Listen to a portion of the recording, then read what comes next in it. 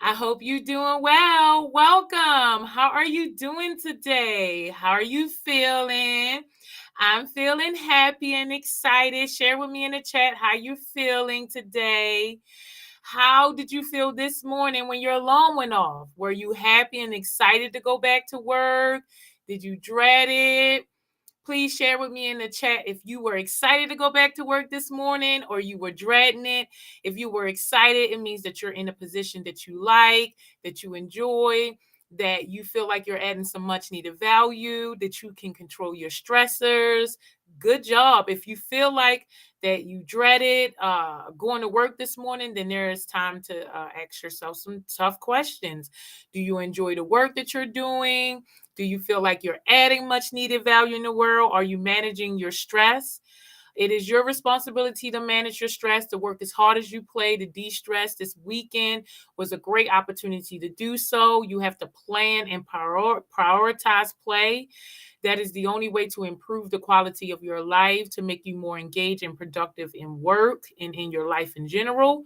So please go out of your way to play as hard as you work. Make a plan for it. It's important. It's vital. Play is a biological need. So we must go out of our way to play, regardless of what people got to say or what responsibilities we have. We still must play. Okay, it's 12 o'clock now, so I'll go ahead and get started. I like to do this within 15 minutes, no more than 20. I'm not sure if you're on a lunch break or you're just taking a break. So I like to keep this short and sweet. So let's go ahead and get started. I'm in Raleigh. I am Ebony Davenport, and I teach stress management. I show people how to utilize fun management solutions to decrease stress and counter burnout so that we can be happier, healthier, and more balanced. I use over 50 tips, tools, tricks, and techniques to manage stress. But today we're going to be talking about mindfulness. We have been talking about I think it's the last 3 or 4 weeks. We've been talking about the brain. We talked about active visualization, imagination, positivity, negativity, attitude, and now mindfulness. So let's start with a little stress education. What is stress? Everybody knows what stress is, but it's kind of hard to talk about, right? We don't really know what to say. We all have very different ideas and definitions of stress, and there isn't one single unifying definition in the literature. In Eastern philosophy, stress is considered the absence of inner peace. In Western culture, it's considered the loss of control. Stress is problematic because it's ambiguous. Stress definitions differ, stresses vary, affecting people's mind and bodies differently. So, again, what is stress? Let's blend the Eastern philosophy and Western culture's definition and say that stress is feeling out of control instead of inner peace. And there are three steps, which is one, perceiving a threat, which is perception or appraisal. The second is coping with it, and the third is adapting to it. In the stress community, we talk a lot about stress being a relationship between a person's perceptions, needs, and abilities and the condition of the environment. So, how we perceive control over our environment causes stress. There are two types of stress: distress, and that's the stress that we're normally talking about when we say, I'm stressed out, or this is stressful, or maybe that's a stressor. We're talking about distress. But there's also eustress, which is the positive or the good form of stress. That happens when you graduate, or you get engaged, or you go on vacation. But in general, too much of either type of stress is not good for you. When a stressful event occurs, it activates the fight or fight response. This response triggers the release of stress hormones, adrenaline, and cortisol. If the trigger is perceived as eustress, the psychological response and production of cortisol are short term. If the trigger is perceived as distress, we are ready to react with quick instincts and thinking, but our system does not go back to normal until the perceived thought is eliminated. So we're constantly under stress. If we have so many stresses in our life, whether positive or negative, we have the simple stressors, the petty, annoying stressors, and then we have the severe stressors that alter our life.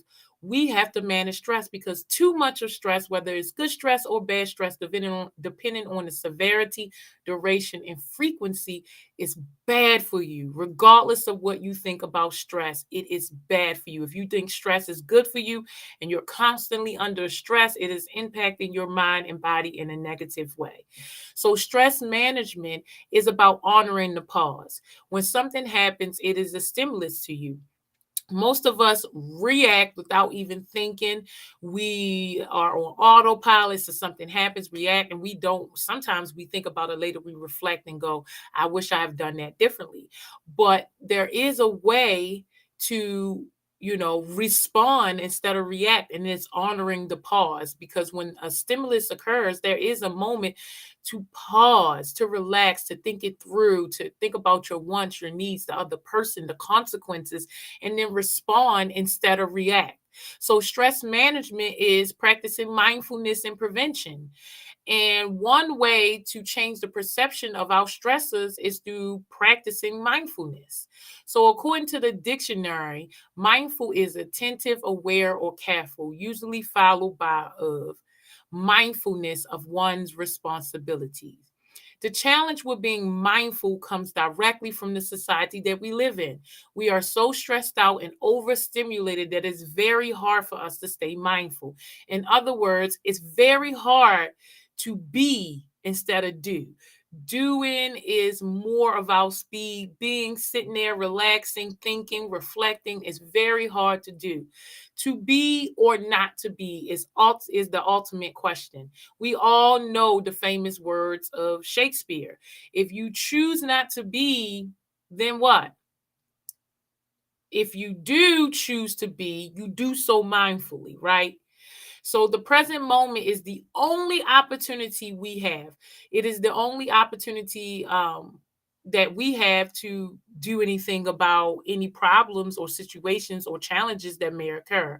Opportunity is only possible if you are aware of it in the present moment. There is power in being mindful and living in the present moment. Also, the present moment is the only opportunity you have to change. Change is only possible in the present moment.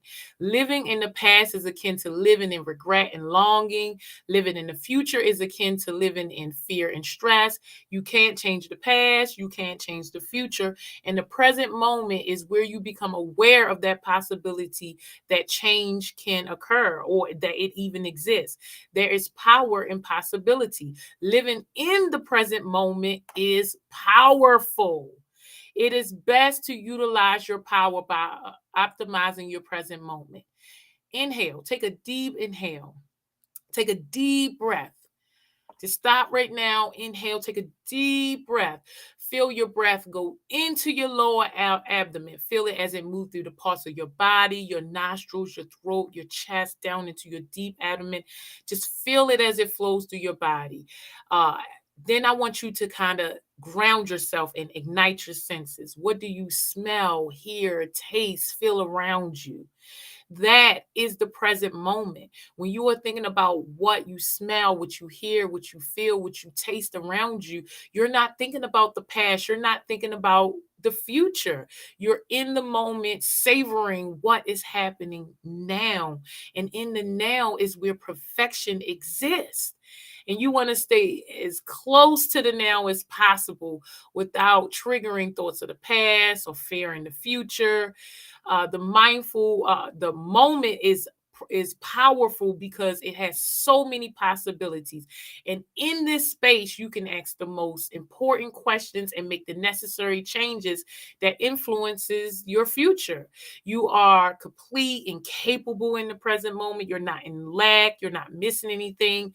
If you can identify the source of your actions that are self-sabotaging and change them to support your purpose, then your entire life change, your quality of life change, and that is only possible in the present moment by practicing mindfulness. When you use mindfulness training, you will feel more powerful and in control over your life. And that's ultimately what we want, because stress comes from feeling out of control. It comes from feeling powerless, right? It comes from something tapping our resources, or exhausting our resources, where we feel like we can't control the environment or what is happening to us. We all have things that we want to change and become, and we all want to become the person we aspire to be. How can we arrive at the person we want to be if we're not mindful of who we are now, and if our actions support us growing into that person? The only way you can know is if you're making an or if you're progressing or making the necessary steps, is if you're in the moment right now, feeling what it feels like in the moment to make a decision and follow through.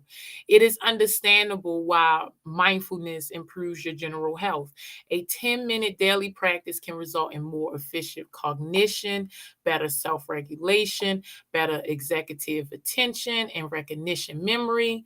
Mindfulness improves emotional regulation, mood, empathy, confidence, and self esteem, coping and social skills, and their ability to pay attention and focus. So as I mentioned, stress is about perception, which is appraisal, coping and adapting. So mindfulness directly deals in coping and social skills. So it is a way to directly decrease cortisol in your body. It is a way to manage your stress and your stressors by being in the present moment. There are too many benefits that you receive from practicing mindfulness. The most important being that it is a tool to design the life that you truly want to live and to have deep peace while doing it. Life is an adventure. Enjoy the adventure and don't stress over the destination. Enjoy the now. Enjoy the perfection of the moment.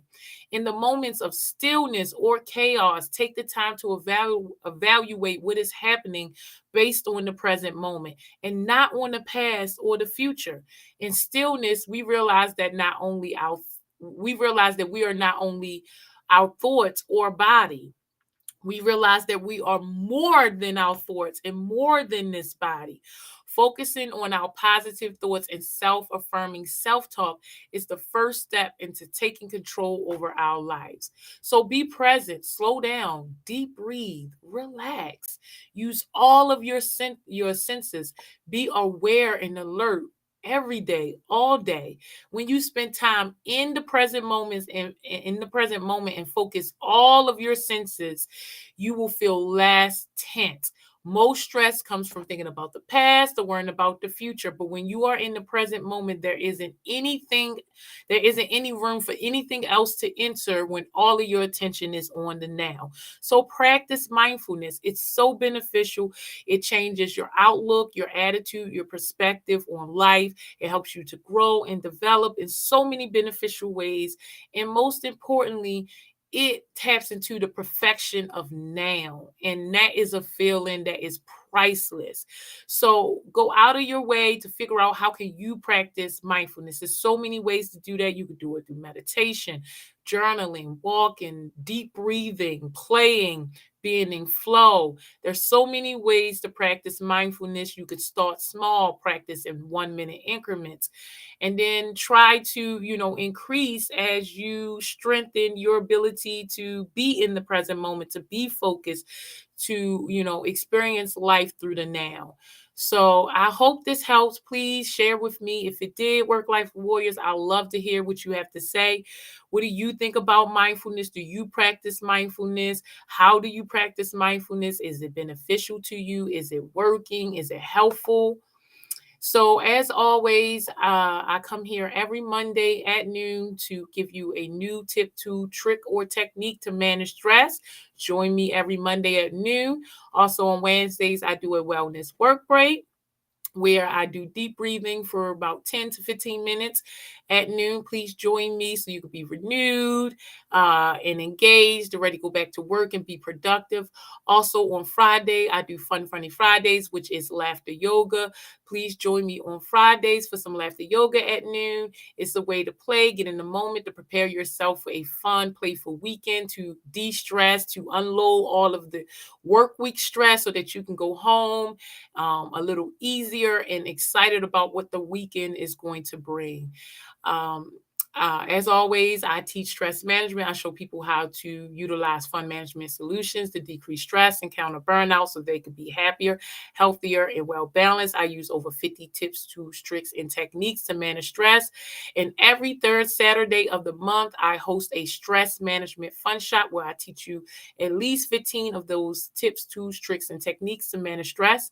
The first 25 minutes is stress education, and then we spend the last hour and a half pondering and learning how to implement the solutions that I gave you. It's a very fun and creative and playful way to learn how to manage your stress. And we talk about implementation and sustainability. So, how you can sustain what you had learned in the fun shop. So, again, I hope that this helps work life warriors. I will see you on Wednesday for our wellness work break. And I hope you play as hard as you work. Go out there and manage your stress. It is your responsibility. No one will do it for you. Only you benefit from it. Only you can improve the quality of your life by managing your daily stresses. You deserve it. So go out there and play as hard as you work. I hope this helps, work life warriors.